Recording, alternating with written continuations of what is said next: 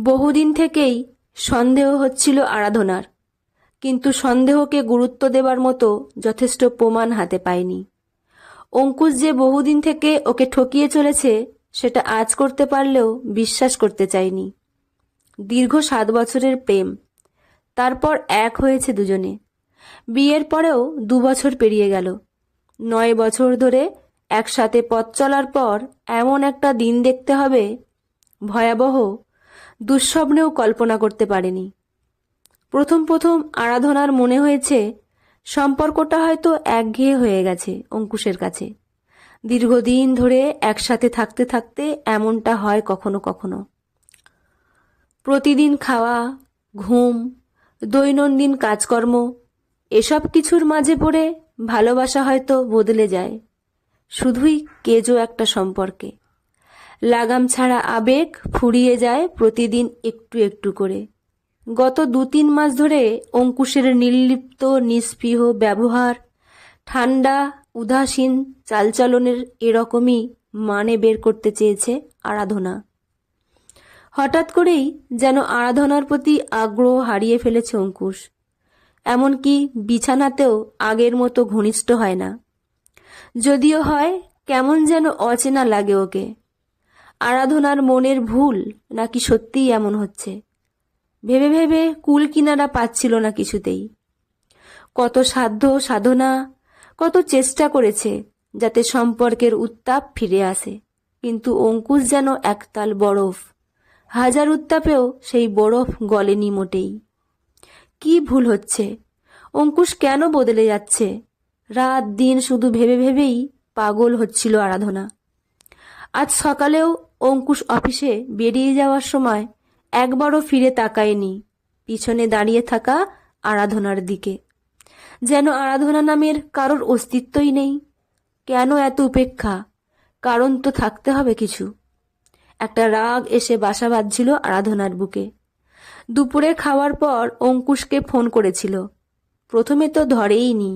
2-3 বার try করার পর ধরল এবং খুব বিরক্ত গলায় বলল, কি ব্যাপার? বিজি আছি, বুঝতে পারো না? একটা দীর্ঘশ্বাস চাপল আরাধনা। এই অঙ্কুশই না কিছুদিন আগেও আরাধনা এভাবে কল করলে খুশি চেপে রাখতে পারতো না? মুখে বলতো বটে, বড্ড জ্বালাও তুমি, কিন্তু খুশি যে হতো সেটাও তো বোঝা যেত। মন খারাপ চেপে রেখে আরাধনা মেকি খুশি খুশি গলায় বলল, আজ একটু তাড়াতাড়ি আসবে? একটু বেরোবো ভাবছি। কোথায় যাবে? একটা মুভি দেখতে পারি, তারপর একসাথে ডিনার করে বাড়ি ফিরব। না না, সময় নেই, আজ ইম্পর্টেন্ট মিটিং আছে একটা, আমার ফিরতে দেরি হবে, রুক্ষ গলায় বলল অঙ্কুশ। বুকের হাহাকার চেপে রেখে আরাধনা বলল, আমার যে খুব ইচ্ছে করছে, কতদিন একসাথে বেরোই না আমরা। সময় হলেই বেরোবো, নাকি কান্নার কি আছে? রাখছি এখন, কাজ আছে অনেক। আরাধনাকে আর কিছু বলার সুযোগ না দিয়েই ফোন কেটে দিয়েছিল অঙ্কুশ। একটা অন্ধ আক্রোশে বুকের ভেতরটা ফালা ফালা হয়ে যাচ্ছিল আরাধনার। এত উপেক্ষা, এত তাচ্ছিল্য। যাক, আরাধনা একাই ঘুরতে যেতে পারে। অফিস থেকে ফিরে আরাধনাকে দেখতে পাবে না অঙ্কুশ। তাড়াতাড়ি তৈরি হয়ে নিয়ে বেরিয়ে পড়ল। কোথায় যাবে ভেবে দেখেনি যদিও। শুধুমাত্র অঙ্কুশকে শিক্ষা দিতেই বেরিয়ে পড়তে চেয়েছিল। হয়তো ওর দুর্বল হৃদয় চাইছিল যেভাবেই হোক অঙ্কুশ ওকে নিয়ে ভাবুক, টেনশন করুক। রাস্তায় বেরিয়ে কোথায় যাবে ভাবতে ভাবতে হঠাৎ মনে পড়ল বর্ষার কথা। সে স্কুল বেলার বান্ধবী। বহুদিন ওর বাড়িতে যাওয়া হয়নি। আগে প্রচুর যাওয়া আসা চলত, ইদানিং যোগাযোগ একটু কমে এসেছে। বর্ষা খুব খুশি হবে আরাধনা গিয়ে হাজির হলে।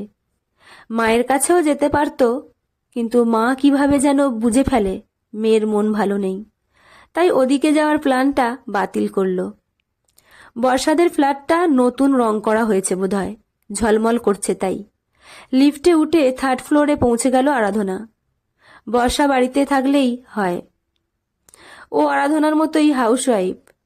1 বছর হলো বিয়ে করেছে, প্রেম করেই। অঞ্জনদা আর বর্ষা দুজনেই খুব হুল্লোড়বাজ। প্রায় এদিক ওদিক ঘুরতে বেরিয়ে পড়ে। ভয়ে ভয়ে ডোরবেল টিপল। বর্ষা না থাকলে আবার ফিরে যেতে হবে এতটা পথ, নইলে রাস্তায় হাঁটতে হবে উদ্দেশ্যহীন। দরজা খুলেই বর্ষার দু চোখ গোল গোল হয়ে উঠল। তারপরই ছদ্মর আগে মুখ গম্ভীর করে ফেলল। কে আপনি? কাকে চাই? আগে ঢুকতে দে, তারপর বলছি, হেসে ফেলল আরাধনা। পুরনো বান্ধবীর সঙ্গে দেখা হতেই এত মন খারাপের মধ্যেও বুকে ফুরফুরে হাওয়া। অনেক আগেই এখানে আসা উচিত ছিল। না, আমি অচেনা লোককে ঘরে ঢুকতে দিই না। দরজা আগলে দাঁড়িয়ে রইল বর্ষা। ঢুকতে দে, তারপর চেনাটাও হয়ে যাবে দেখিস, হাসতে হাসতে বলল আরাধনা। সরে দাঁড়ালো বর্ষা। ঘরে ঢুকেই সোফায় ধপ করে বসে পড়ল আরাধনা। এক গ্লাস জল খাওয়া আগে, কি গরম, বাপ রে বাপ। গম্ভীর মুখে জলের গ্লাস বাড়িয়ে ধরে বর্ষা বলল, এতদিন বাদে কি মনে করে? জলটা ঢক ঢক করে খেয়ে নেয় আরাধনা। কাচুমাচু মুখে বলল, অনেক দিন হয়ে গেছে তাই না? না, বেশি দিন নয়, সবে 5 মাস। বর্ষা আরও গম্ভীর। ভুল হয়ে গেছে রে, আর এমন হবে না দেখিস। তুই আসিসনি, ধরে নিলাম অসুবিধে ছিল, কিন্তু ফোন করতেও কি অসুবিধে ছিল? ভুল হয়েছে বলছি তো, কিন্তু তুইও তো ফোন করিসনি। কেন করব? বারবার আমি করব কেন? তুই নিজে থেকে করিস কিনা সেটাই দেখছিলাম। গত কয়েক মাস ধরে কি যন্ত্রণার মধ্যে দিয়ে যাচ্ছে বর্ষাকে সেটা বলতে পারল না। অঙ্কুশকে ছাড়া আর কাউকে নিয়ে ভাবার সময় পেয়েছে নাকি যে ফোন করবে? কথা ঘোরালো আরাধনা। এতদিন পর দেখা হলো, তুই শুধু ঝগড়াই করবি? আচ্ছা ঠিক আছে, বল কেমন আছিস? নরম হলো বর্ষা। ওই চলছে রে, তোরা? আমরাও আছি ভালোই। অঞ্জনদা অফিস থেকে ফিরবে কখন? এই তো আর ঘন্টা খানেক। আচ্ছা বল, কি খাবি এখন?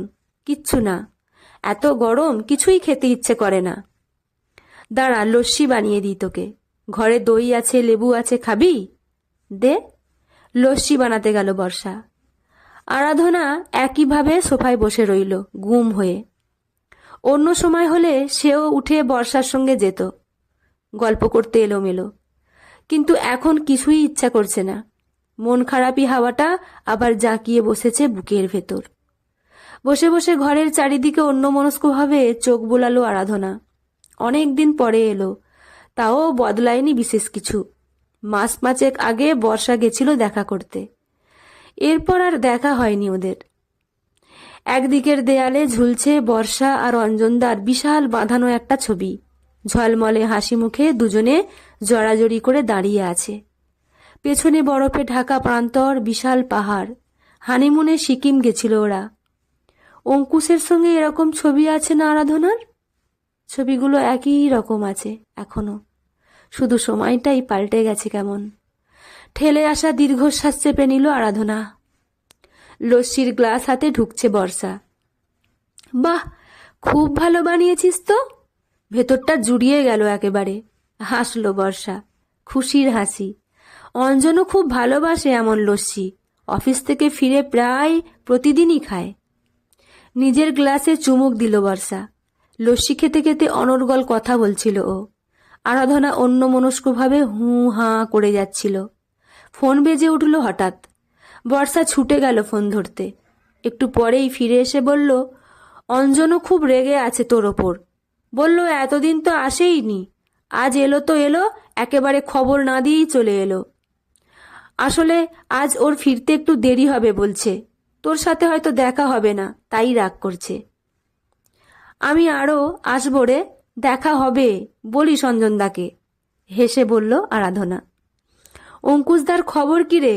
অফিস থেকে ফিরে তোকে দেখতে না পেয়ে খেপে যাবে তো। এখানে আছিস জানে, হাসতে হাসতে বলল বর্ষা। বুকটা চিনচিন করে উঠল আরাধনার। জানে তো, অনেক চেষ্টায় রাজি করালাম আজ। কতদিন থেকে বলছিলাম, মানতেই চায় না। বউকে একা ছাড়তে চায় না বোধহয়। ওকে বগল দাবা করেই নিয়ে চলে আসতিস। আবার হাসছে বর্ষা। তাহলে তো হয়েই ছিল। ওর সময় আছে নাকি? নিজের অভিনয় ক্ষমতায় নিজেই অবাক হচ্ছিল আরাধনা।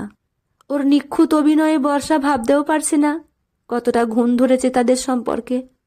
কথা বলতে বলতে বর্ষা হঠাৎ করে বলল, কাছাকাছি একটা নতুন মল হয়েছে রে, খুব সুন্দর, চল দুজনে ঘুরে আসি একটু। কতদিন দুজনে একসাথে বেরোই না। অঞ্জনের তো ফিরতে দেরি আছে, চল যাই। রাজি হয়ে গেল আরাধনা। ওখানে গেলে একটু অন্যরকমভাবে সময় কাটবে, ভুলে থাকতে পারবে যন্ত্রণাটা। যত ভুলে থাকা যায় ততই মঙ্গল। কিন্তু যন্ত্রণা হচ্ছে চোর কাঁটার মতো, যতই তুমি ছাড়তে চাও কোথা থেকে কিভাবে যেন চেপে বসে মনের আনাচে কানাচে। বেশ খুশি খুশি মন নিয়েই বেরিয়েছিল আরাধনা। মলের ঝলমলে সব শোরুমগুলোর মধ্যে দিয়ে হাঁটতে হাঁটতে অজস্র সুখী সুখী চেহারাগুলো দেখতে দেখতে নিজের যন্ত্রণাটা সাময়িকভাবে ভুলেই গেছিল হয়তো। কিন্তু ফুটকোটে গিয়েই পা দুটো জমে গেল ফ্লোরে। বিস্ফারিত চোখ দুটো যেন ঠেলে বেরিয়ে আসতে চাইল অবিশ্বাসে। এ কি দুঃস্বপ্ন নাকি সত্যি? বুকের কাঁপুনি বলে দিচ্ছিল দৃশ্যটা জলজ্যান্ত বাস্তব। অঙ্কুশ বসে আছে কোণের দিকের একটা টেবিলে। একা নয়, যে সুন্দরী মেয়েটি মুখোমুখি চেয়ারটা দখল করে বসে আছে তাকে চেনে না আরাধনা, কোচমিন কালেও দেখেনি। মেয়েটার হাতে হাত দিয়ে খুব হেসে হেসে কি যেন বলছে অঙ্কুশ। মেয়েটাও হাসতে হাসতে ঘাড় নাড়াচ্ছে। দৃশ্যটার একটাই মানে হয়, যেটা কিছুতেই বিশ্বাস করতে চায় না আরাধনা। নির্নিমেষে তাকিয়ে থাকতে থাকতে চোখটা জ্বালা করছিল। বুকের ভেতরটায় মনে হচ্ছিল ভোঁতা কোনো অস্ত্র দিয়ে ঘষেই চলেছে কেউ। থেদলে যাচ্ছে নরম মাংস, রক্তে মাখামাখি হচ্ছে। উফ ভগবান, কাতরে উঠল আরাধনা। বর্ষা গেছে কফি আর স্ন্যাক্স কিছু নিয়ে আসতে। পাগলের মতো সেদিকে দৌড়ালো আরাধনা। ভিড় ঠেলে বর্ষাকে খুঁজে বের করে বলল, আমি কিছু খাবো না বর্ষা, শরীরটা হঠাৎ করে খুব খারাপ লাগছে, শিগগিরই চল এখান থেকে। সে কি রে, কি হয়েছে? উদ্বিগ্ন গলায় প্রশ্ন করল বর্ষা। জানি না, প্লিজ এখান থেকে বেরোই, চল। বাইরে বেরিয়েই বর্ষাকে চমকে দিয়ে নিজের রুটের অটোতে চড়ে বসলো আরাধনা। আর একটু দাঁড়ালেই কেঁদে ফেলবে। প্রিয় বন্ধুর থেকে সত্যিটা আড়াল করার শক্তি আর নেই। বাড়ি ফিরে জামা কাপড় না পাল্টেই বিছানায় আছড়ে পড়েছিল দুর্বল শরীরটা। এত বড় ধাক্কাটা সামলাতে খিমচে ধরছিল বিছানার চাদর। দু চোখ দিয়ে হু হু করে বেরিয়ে এসেছিল তপ্ত অশ্রু। অপমান, বঞ্চনা আর প্রতারণার দুঃসহ যন্ত্রণায় এক নরম হৃদয়ের দুমড়ে মুজড়ে দলা পাকিয়ে যাওয়ার সাক্ষী ছিল ভিজে যাওয়া বালিশটা। ক্লান্তি এসে কখন ঘুম পাড়িয়ে দিয়ে গেছিল বলতেই পারে না। ঘুম ভাঙল অধৈর্য বেলের আওয়াজে। অনবরত বেল বাজিয়েই চলেছে অঙ্কুশ। উঠে গিয়ে দরজা খুলল আরাধনা। কি হয়েছিল শুনতে পাও না? বিরক্ত মুখে কথাটা বলে আরাধনার দিকে তাকিয়েই থমকালো অঙ্কুশ। কোথায় গেছিলে? তোমার মিটিংয়ে। বোর হচ্ছিলাম তাই চলে এসেছি। মানে? জুতো খুলতে খুলতে রুক্ষ ভঙ্গিতে বলল অঙ্কুশ। ওর স্পর্ধা দেখে অবাক হচ্ছিল আরাধনা, তবুও শান্ত গলায় বলল, মানে যেটা বলেছি সেটাই।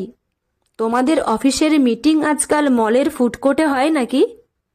তাও দুজন ছাড়া আর কাউকেই তো দেখলাম না।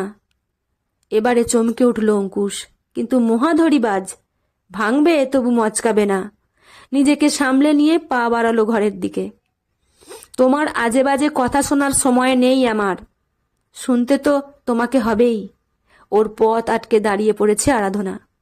মাঝরাতে কি নাটক শুরু করেছ? সরো সামনে থেকে। ওই মেয়েটাকে, কঠিন গলায় বলল আরাধনা। যেই হোক, তাতে তোমার কি? তাচ্ছিল্যে ভরা কথাগুলো ছুঁড়ে দিয়ে আরাধনাকে ঠেলে সরিয়ে দিল অঙ্কুশ। আমার কি? জানো না আমার কি? কেন ঠকাচ্ছ আমাকে এভাবে? চিৎকার করে উঠল আরাধনা। চলে যেতে গিয়েও ঘুরে দাঁড়ালো অঙ্কুশ। দাঁতে দাঁত চেপে বলল, ঠকাচ্ছি বেশ করেছি। তোমাকে আর ভাল লাগে না আমার। এখন বিদে হলেই বাঁচি। কেঁদে ফেলল আরাধনা। জানে এই কান্নার কোনো দাম নেই আর অঙ্কুশের কাছে। মানুষ এভাবেও বদলে যেতে পারে? নিজের চোখে না দেখলে যে বিশ্বাসই করতো না। এক সময়ে ঘুমিয়ে পড়ল অঙ্কুশ। বসার ঘরে সোফায় ঘুমহীন জ্বালা ধরা চোখে জেগে বসে রইল আরাধনা। রাতটা ভোর হওয়ার অপেক্ষা শুধু। এই ঠিকানায় আর ফিরবে না সে। পিগলু অফিস যাবার জন্য তাড়াহুড়ো করে রেডি হচ্ছিল। নতুন নতুন চাকরি, প্রথমেই লেট লতিফ হিসেবে নাম কিনতে চায় না। রেডি হয়ে টেবিলে বসি হাঁক পারল, ও মা, হলো তোমার? দিয়ে দাও ভাত, সময় নেই কিন্তু। উফ, ষাঁড়ের মতো চেঁচাস কেন? কানে তালা ধরে যায়। ভাতের থালা ঠক করে টেবিলে নামিয়ে রেখে বিরক্ত মুখে বললেন অসীম, হয়ে গেছে? বাহ! খুশি খুশি মুখে খাওয়া শুরু করলো পিকলু। কেন হবে না? তুই কখন বেরোস আমি জানি না বুঝি? তবুও তো মাঝে মাঝে দেরি করে ফেলো। মাকে একটু রাগাতে চাইল পিকলু। বিরক্ত হয়ে কিছু বলতে যাচ্ছিলেন অসীমা, তখনই বেল বেজে উঠল। উফ, এখন আবার কে এলো বাপু? বিরক্ত মুখে দরজা খুলতে গেলেন অসীমা। পরক্ষণেই মায়ের উল্লসিত গলার আওয়াজে এঁটো হাতেই কে এসেছে দেখতে গেল পিকলু। ছোট্ট একটা ব্যাগ হাতে হাসি মুখে দাঁড়িয়েছিল আরাধনা। অসীমা মেয়েকে টেনে এনেছে ঘরে। দিদি, দারুণ সারপ্রাইজ দিলি তো, কিচ্ছুটি না বলে এক্কেবারে চলে এসে হাজির। পিকলুও খুশি লুকোতে পারছে না। নিজের বাড়িতে আসতে হলে বলে কয়ে আসতে হবে নাকি? হাসছিল আরাধনা। না তা নয়, তবে আগে যখনই এসেছিস বারবার ফোন করে কান ঝালাফালা করে দিয়েছিস। মা, আমি আসছি, তুমি চিংড়ির মালাইকারিটা করে রাখবে কিন্তু। মা, নলেন গুড়ের রসগোল্লা আনিয়ে রেখো, আমি এসে খাবো। এসব তো কিছুই করলি না এবার। জবাব দিল না আরাধনা। অভিনয় করতে করতে ক্লান্ত হয়ে পড়েছে সে। দিদি, তুই এতদিন বাদে এলি, আমি আজ অফিস যাচ্ছি না, ছুটি নিয়ে নিই একটা। না ভাই, নতুন চাকরি, এরকম করিস না, ভয় নেই, এবারে অনেক দিন থাকবো আমি। তাই নাকি? কিন্তু অঙ্কুশদার অসুবিধা হবে না? কেন, কচি খোকা নাকি ও? অসীমা তীক্ষ্ণ দৃষ্টিতে মেয়েকে লক্ষ্য করছিলেন। কেমন যেন মন মরা দেখাচ্ছে ওকে, হাসির মধ্যে যেন প্রাণ নেই। মেয়ের শেষ কথাটা খটকা বাড়িয়ে তুলল তার। এভাবে কথা বলছিস কেন?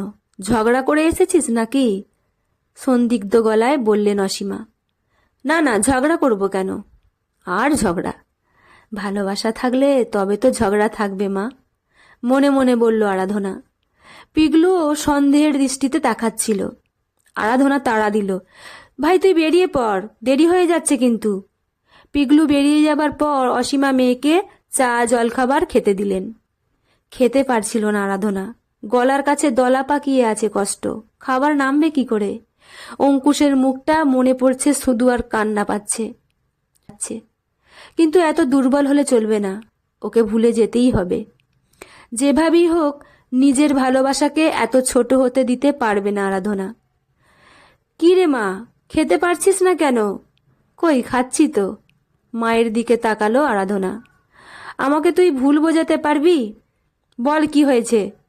কি হবে? কিচ্ছু হয়নি মা, আসলে কদিন থেকে খুব অ্যাসিডিটি হচ্ছে, তাই হয়তো। কিছু না হলেই ভালো, ঝগড়া টগড়া হলে আমাকে লুকোস না। আরাধনা জানে সত্যিটা বললেই মায়ের হাসি মুখ কালো হয়ে যাবে, পিকলুও চিন্তায় পড়বে। না, এক্ষুনি কিছু বলতে পারবে না সে। সময় যেন হাওয়ায় উড়ে যাচ্ছে। দেখতে দেখতে কতগুলো দিন কেটে গেল।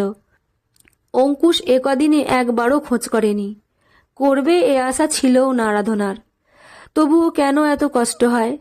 মাকে আর ভাইকে বানিয়ে বানিয়ে বলেছে অঙ্কুশের সাথে ফোনে কথা হচ্ছে, নিজের কষ্টের ভাগ কাউকে দিতে পারেনি।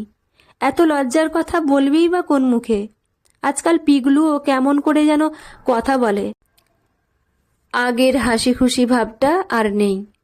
মনে হয় দিদি এখানে আছে বলে খুব বিরক্ত। মা কিছু বলে না যদিও, কিন্তু গম্ভীর হয়ে থাকে। কেন নিজের বাড়িতে একটু বেশি দিন থাকতে পারে না আরাধনা? এটা তো ওরও বাড়ি।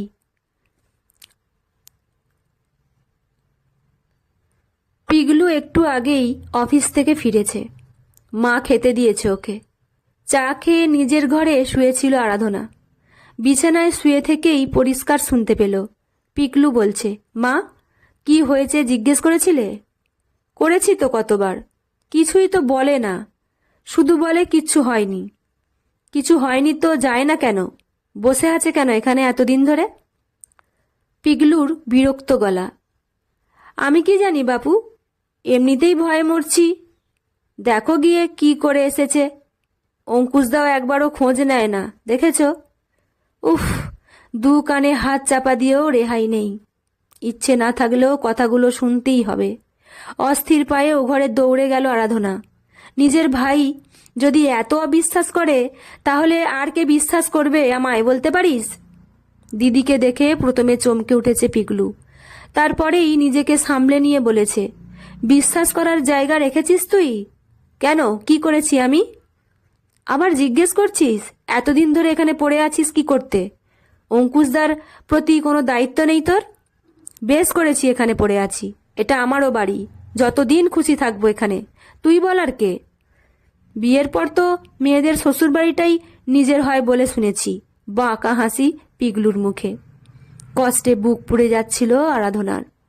অসহায়ভাবে মায়ের দিকে তাকালো একবার। মা চুপ করে বসে আছে। এর মানে পিগলুর কথায় সায় আছে মায়ের। আর কত প্রিয়জনদের বদলে যাওয়া মুখ দেখতে হবে আরাধনাকে। যে বাড়িটা একদিন ওর নিজের ছিল, আজ সেখানেই কেউ চায় না ওকে। 2-3 দিনই ওরা লোক দেখানো আহ্লাদ করবে, তার চেয়ে বেশি থাকতে গেলেই নিজের আসল চেহারা বের করবে। এই পিগলু একদিন দিদির কত ন্যাওটা ছিল, মায়ের পরে দিদির সঙ্গেই ছিল ওর যত আহ্লাদ। এখন এই পিগলুই দিদিকে আর এ বাড়িতে থাকতে দিতে চায় না। মানুষ এভাবেও বদলে যায়? তাহলে অঙ্কুশ আর কি দোষ করলো? এ বাড়িতে আমি যতদিন খুশি থাকব, ইচ্ছে হলে নিজেই বেরিয়ে যাব, তবে তোর অঙ্কুশদার বাড়িতে যাব না কিছুতেই, এটা জেনে রাখ। বলতে বলতে কেঁদে ফেলল আরাধনা। কেন যে নিজের পায়ে দাঁড়ানোর চেষ্টা করেনি? এতটা অসহায় তো কখনো মনে হয়নি নিজেকে। নিজের ঘরে ঢুকে দরজা বন্ধ করে দিল আরাধনা। এ বাড়ির পাটও চুগল তার। এখন যদি বর্ষাদের বাড়িতে থাকতে দেয় কিছুদিন, আর কোথাও কি যাওয়ার জায়গা আছে ওর? পিগলু দিদির যাওয়ার পথের দিকে তাকিয়েছিল। ওর কপালে চিন্তার ভাঁজ। ভয়ে বুক কাঁপছিল অসীমার। মেয়ের কথায় তো পরিষ্কার সর্বনাশের ঘণ্টা বেজেই গেছে। এবারে আত্মীয় স্বজন পাড়াপড়শিদের কি জবাব দেবেন? এই ঘটনার পর থেকে বাড়ির পরিবেশ কেমন দমবন্ধ হয়ে গেছে। এতদিন যাও বা একটা আবরণ ছিল, এখন খসে পড়েছে সব আবরণ। পিগলুর সঙ্গে কথাই বলে না আরাধনা। পিগলুও চুপচাপ থাকে। মায়ের সঙ্গে কাজের কথা ছাড়া আর কোনো কথা হয় না। নিজেকে যথাসম্ভব ঘরের মধ্যে গুটিয়ে রাখে আরাধনা। এরা কেউ চায় না ওকে। মনে পড়লেই কুঁকুড়ে যায় ভেতরে ভেতরে। বিপদে না পড়লে এ বাড়িতে আর একদিনও থাকতো না আরাধনা। বাইরের ঘরে বসে টিভি দেখছিল আরাধনা। দেখছিল না, তাকিয়েছিল শুধু। কিছু একটা নিয়ে থাকতে হবে তো। এমন সময়ে বাইরে পিগলুর বাইকের আওয়াজ পাওয়া গেল। এর মানে ও ফিরছে। উঠে নিজের ঘরের দিকে পা বাড়ালো আরাধনা। কিছুতেই ভাইয়ের মুখোমুখি হতে চায় না। অনেক অভিমান, অনেক অভিযোগ জমে আছে। থাক, জমেই থাক। দিদি, দিদি দাঁড়া। ঘরে ঢুকে পড়েছে পিগলু। ঘুরে তাকিয়েছে আরাধনা। কি বলবে আবারও? তুই কেন ফিরে যাচ্ছিস না বলতো? স্থির দৃষ্টিতে তাকিয়ে আছে পিগলু। কেন, এখানে আছি বলে খুব অসুবিধা হচ্ছে তোর?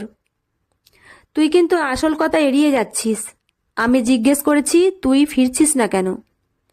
জবাব না দিয়ে চলে যাচ্ছিল আরাধনা।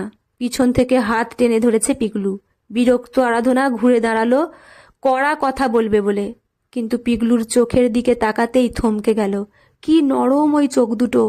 মায়াবী ভালোবাসা ছায়া ফেলেছে পিগলুর চোখে। চোখ নামিয়ে নিল আরাধনা। গলার কাছে অবাধ্য অশ্ববিন্দুরা ঠেলাঠেলি করছে। বেশিক্ষণ তাদের ঠেকিয়ে রাখতে পারবে না। কি রে দিদি, বল কেন ফিরে যাচ্ছিস না? আরাধনা চুপ। তুই এত বোকা কেন দিদি? ওই হারামজাদাটাকে এমনিই ছেড়ে দিয়ে চলে এলি?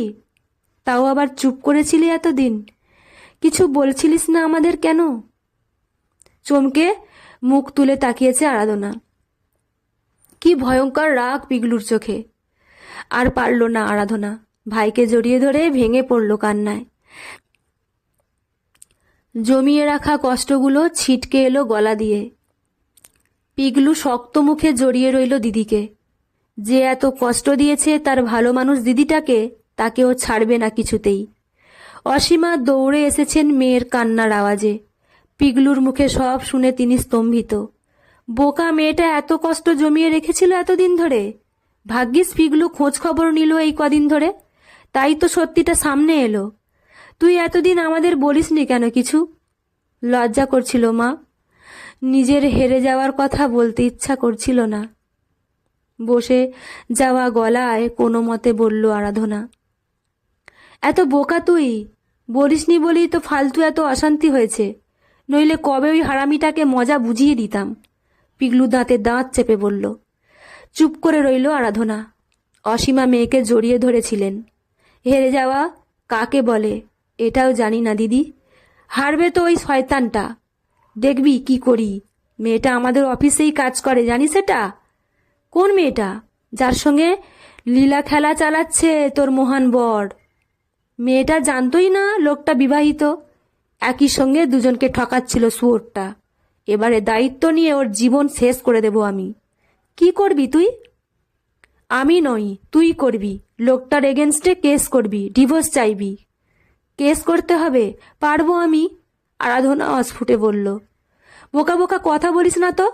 পারবি না মানে? তোর জীবনের এতগুলো বছর নষ্ট করে দেওয়ার দায় লোকটাকে নিতেই হবে। নতুন করে জীবন শুরু কর দি, আমরা তোর পাশে আছি। আরাধনা তাকিয়েছিল ভাইয়ের দিকে। এই ভাইটাকেই কি ভুল ভেবেছিল কদিন আগেও। একবার বিশ্বাস ভাঙলে বুঝি এইরকমই হয়। কাউকেই আর বিশ্বাস করতে পারা যায় না। যে ভ্রমের মধ্যে ছিল এতদিন, আজ কেটে গেছে সেটা। আর পিছন ফিরে তাকাবে না আরাধনা। এবারে শুধু সামনে এগুনোর পালা। গল্পটি এখানেই সমাপ্ত। গল্পটি কেমন হয়েছে জানাতে ভুলবেন না। লেখাটি সংগৃহীত, পাঠে আমি রিমি। দেখা হচ্ছে পরের গল্পে। ধন্যবাদ।